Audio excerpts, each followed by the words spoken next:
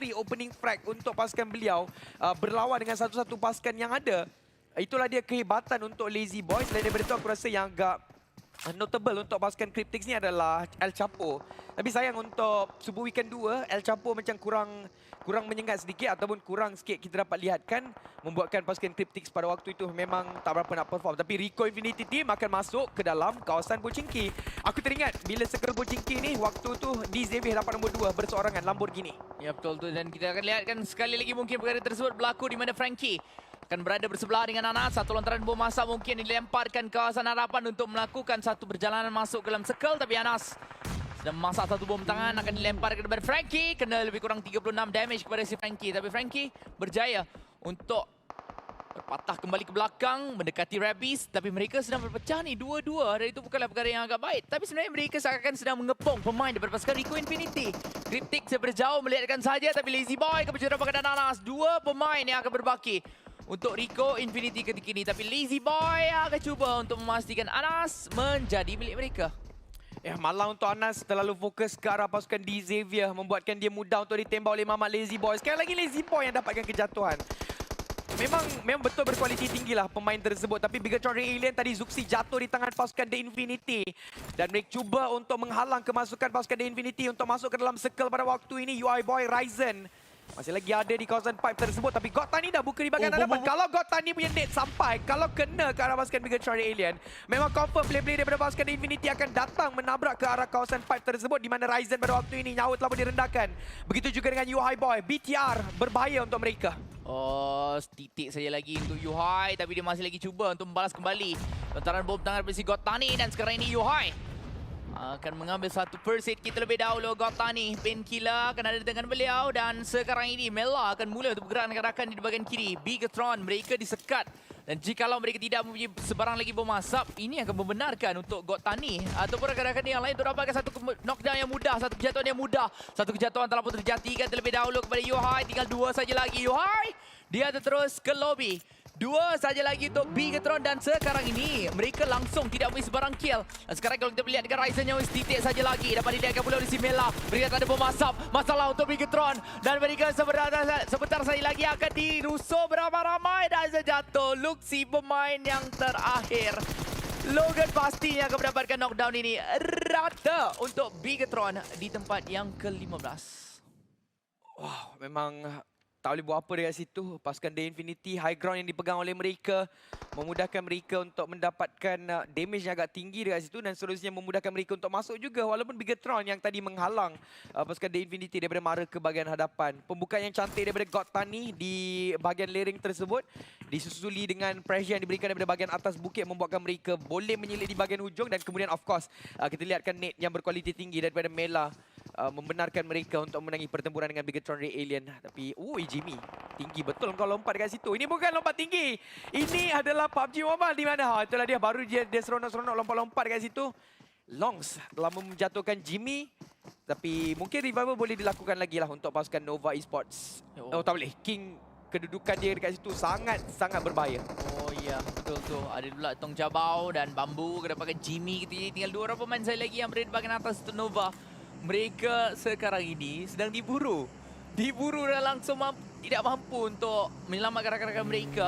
Jadi mereka akan melarikan diri. Mangsa ini akan cuba untuk melarikan diri masuk dalam Pochinki. Tapi dalam Pochinki sebenarnya ada begitu ramai pasukan yang ada bersedia. Ini adalah satu berita buruk kalau mereka masuk ke pertengahan. Ini macam satu replay sebenarnya, Amy, dengan apa yang berlaku di minggu yang pertama, di mana pada waktu itu Pochinki menjadi circle yang waktu tu aku ingat lagi Rico Infinity Team dapatkan chicken dinner, tapi yang paling notable adalah Lamborghini punya hidup. Tapi Forever Science datang menabrak, datang mencari pemain daripada pasukan di Xavier pada waktu ini berada di bahagian atas. Tapi Forever Science akan fokus untuk reset terlebih dahulu di bahagian bawah. Frankie nyawa dia rendah, Persen akan dicocok. Rabbies ada di tingkat yang kedua, tapi Forever Science ada 4 orang pemain. Kalau mereka berjaya untuk mendapatkan satu di bahagian tingkat 2 dan kemudian satu lagi di bahagian tingkat atap, mereka boleh mendapatkan kedudukan yang sangat-sangat sedap untuk mereka lihat ke bahagian sekeliling dan kemudiannya farm kill. Yap, Tong Jabau dia boleh lihatkan pula pemain-pemain daripada tim MSN Buri mungkin sekarang ini. Tak berapa pasti STE mungkin di bahagian kanan, tapi terlalu kecil sekarang untuk dilihatkan. Dan sekarang ini mereka akan gerak ke depan mencari 1 demi 1. Dan itu betul lah, daripada 6 to 8 di bahagian kanan ada Daushi. Tapi Daushi dengan masa yang agak lama juga untuk dapat satu kejatuhan. 1 kill akan masuk dalam poket mereka. Namun untuk Tong Jabau, mereka mengalami kerugian sebenarnya. Tadi mereka ada 4, tapi sekarang ini tinggal 2. Tapi 1v1 dia terlong. Oh my god, 6 to 8 yang berjaya untuk menjatuhkan Tong Jabau. Walaupun sebenarnya Tong Jabau yang try-try nak untuk mendapatkan mereka. Satu benda yang menarik ya, tapi nanti kita ceritakanlah kemudian sebab Frankie pada waktu ini telah pun dijatuhkan. Satu yang lagi belum tu dicari. Rebis naik ke bahagian atas. Rebis terbakar. Rebis sakit. First aid akan dicucuk. Sempat rasanya, tapi kedudukan dia tak berapa nak cantik. Tersangkut di bahagian tangga tersebut. Datang ke bahagian atas. Menabrak macam satu bulldozer sekarang ini untuk mencari player pasukan D Xavier. Dan itulah dia, 2 orang akan terkeluar. 1 saya tinggal untuk pasukan D Xavier. Di mana sebaik dia berpisah sedikit daripada rakan-rakan pasukan dia. Memang cantiklah koordinasi yang ditunjukkan oleh pasukan Four Rivals Alliance di kawasan compound tersebut. Ya, cara mereka membalik molotov tersebut dah seperti ada parti di atas bumbung tadi. Memang baiklah. Mereka tak balik bom tangan, tapi mereka hanya membalik satu lontaran molotov koktail yang tepat sekali di bahagian atas.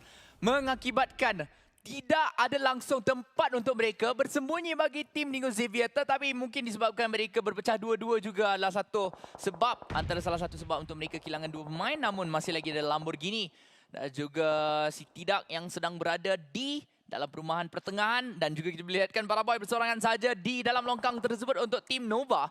Tinggal hanya 11 buah pasukan dan dia Infinity dah ada 9 mata singkir untuk pusingan kita yang pertama. Ini literally seke-replay, Mi. Aku masih ingat lagi waktu tu Four Rivals Alliance berada di bahagian dalam bandar. Kemudian Epi duduk dekat atas bumbung. Dan kita tahu di Xavier ada di kompon hadapan. Langsung tidak diganggu oleh mana-mana pasukan yang lain. Dan kali ini ditunjukkan sekali lagi sekel yang sama seperti minggu yang pertama. Adakah pasukan Rico Infinity Team sekali lagi mampu untuk mendapatkan chicken dinner? Tapi dari segi nombor mereka memang disadvantages lah. Sebab hari itu diorang ada 4 orang. Tapi pada waktu ini hanya seorang saya tinggal untuk pasukan mereka. Itulah dia Prestigo. The Infinity masih lagi dengan 4 orang main. The Infinity tak ada sekel. The Infinity kena berlawan dengan pasukan Stalwart. Satu jatuh, tembak dilepaskan. Pikachu, bahaya untuk Pikachu. Adakah dia akan menggunakan Thunderbolt untuk melepaskan tembakan balas ke arah pasukan Infinity akan datang dari hadapan. Tapi ada pengacauan pula daripada Dead Eyes. Boom! Action jatuh. Memang tepat kali sebenarnya bom tangan tersebut. Tapi sedikit lewat. Tu bom tangan tersebut meletus. Kalau dia betul-betul baling dan masuk ke sejurus, masuklah 3 tersebut meletup. Confirm 2 akan jatuh. Tapi di Infinity, mereka pula sekarang ini akan melakukan satu gerakan ke depan. For Rival dengan 3 mata sikit telah pun ada untuk pasukan mereka. 23 minit sudah perlawanan kita ketika ini. DP dan perlawanan akan reload terlebih dahulu. Circle masih lagi milik mereka. DE akan berjaya untuk dapatkan Skylar. Tapi Skyri akan dipakai dia hidup. Sakit sudah tu dirinya. Cantik sekali daripada Infinity. Dan itulah dia. 1 kill terus diambil. 12 mata singkir untuk The Infinity. Betul-betul on fire lah. Infinity, diorang punya strategi tu memang betul-betul Infinity. Banyak benda-benda yang menarik yang ditunjukkan oleh mereka. Contoh yang tadi tu, mereka menggunakan kombinasi Molotov dan juga nade. Membuatkan pasukan Stalwart tak ada tempat nak lari. Tapi Dead Eyes nampak kelibat main-main daripada pasukan The Infinity. Cuba untuk baling nade tapi dia baling ke bahagian tingkat atas. The Infinity sebenarnya ada dekat tingkat bawah. Dan The Infinity sebenarnya masih lagi belum dapat menyelit masuk ke dalam circle. Diorang kena lawan dengan pasukan Dead Eyes di bahagian hadapan. Ada rumah 3 tingkat di situ. Frag Boy masih lagi di kawasan kiri. Sedikit berjauh daripada rakan pasukan dia, tapi God Tani dah pun begitu hampir dengan pemain daripada pasukan Dead Eyes. The Infinity, mereka punya style memang macam ni. Mereka akan bergerak seiringan dengan play zone, tetapi mereka ganas. Yap, kita ganas. Itulah mungkin yang akan difikirkan oleh pasukan tersebut. Fabian sedang berada dalam satu perumahan. Satu bom tangan akan dipegang terlebih dahulu. Lihatkan, God Tani dia nampak lagi kelibat musuh di bahagian bawah. Mereka sekarang ini bukan setakat saja The Infinity daripada segi taktikal, malahan mereka seperti nak dapatkan lebih banyak kill. Infinity daripada segi kill, masuk seorang pemain di bahagian dalam. God Tani yang titik tapi telah pun dijatuhkan terlebih dahulu. Tetapi sekarang ini 2 pemain, 1 demi 1 telah pun terjatuh. Satu kesilapan yang besar dilakukan di mana 2 pasukan melihat ke kawasan mereka. Dan sekarang ini The Infinity hanya berbaki 2 orang pemain saja lagi yang berbaki. Buat masa sekarang 8 tim saja lagi yang tinggal.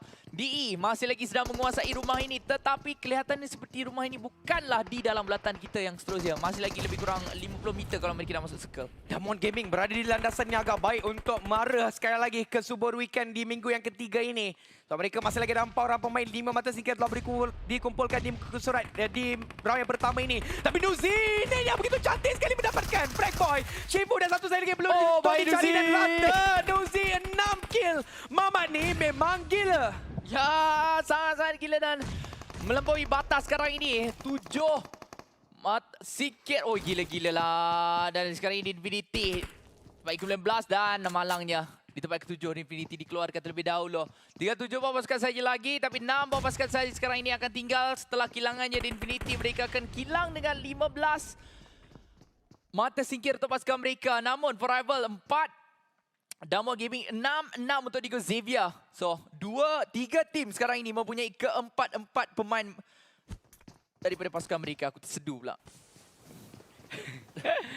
Tapi apapun pada waktu ini kita masih melihatkan satunya wakil Malaysia kita yang akan bermain di pusingan yang pertama dan juga pusingan yang kedua. Masih lagi hidup for Rivals Lions ada di bahagian kanan map kita dan mereka telah pun mendapatkan circle yang berikutnya. Circle yang ke-8 yang sangat kecil tapi tidur. Cuba dicarikan oleh Fabian. Masih dapatkan Apple. Malang sekali untuk Apple. Tapi revival masih lagi boleh dilakukan sebab mereka ada compound. Apple sebenarnya berada di bahagian belakang di kawasan sebenarnya. Tempat Apple bergantung adalah kawasan luar circle. Sayang sebenarnya untuk mereka tapi happy. Sayang, 1000 kali sayang. Lazy Boy. Memang Mamat ni adalah duri dalam daging untuk banyak pasukan. Happy dijatuhkan oleh beliau. Begitu saja di bahagian atas bumbung ini. Memang cantik kedudukan Cryptix. Cantik sekali pengawalan mereka di kawasan atas bumbung. 2 pemain ada dekat kawasan ini. Tetapi satu lontaran bom tangan daripada Marshall. Cuba untuk dilemparkan terlebih dahulu ke tingkat atas tapi tidak akan mula tu dirusuh. Cryptix nampak daripada jauh. Kau Cryptix sekarang ini. Tepat dekat nama untuk Digo Xavier. Dan 5 bawah pasukan saya lagi akan tinggal permainan kita. For rival, 2 orang pemain tersebut yang jatuh itu masih lagi mampu untuk diselamatkan. Tapi nampaknya Apple memang dah tak boleh buat apa. Dia telah pun terkorban. Epi juga akan dilihatkan oleh Forest. Tembakan yang baik juga daripada Damwon Gaming. 8 mata singkir telah boleh dikumpulkan oleh pasukan dari Korea Selatan. Dan mereka masih lagi ada 4 orang pemain. Mereka dan juga Cryptix sekarang ini yang ada potensial paling terbesar untuk mendapatkan chicken dinner. Tetapi sedar tak sedar, Paraboy masih lagi hidup di dalam top 5 walaupun dia tinggal berseorangan di kawasan Bukit Pochinki tadi. Ditekan oleh Tong Jabau, kemudian ditembak juga oleh pasukan di Xavier, tapi mereka yang hidup lebih lama.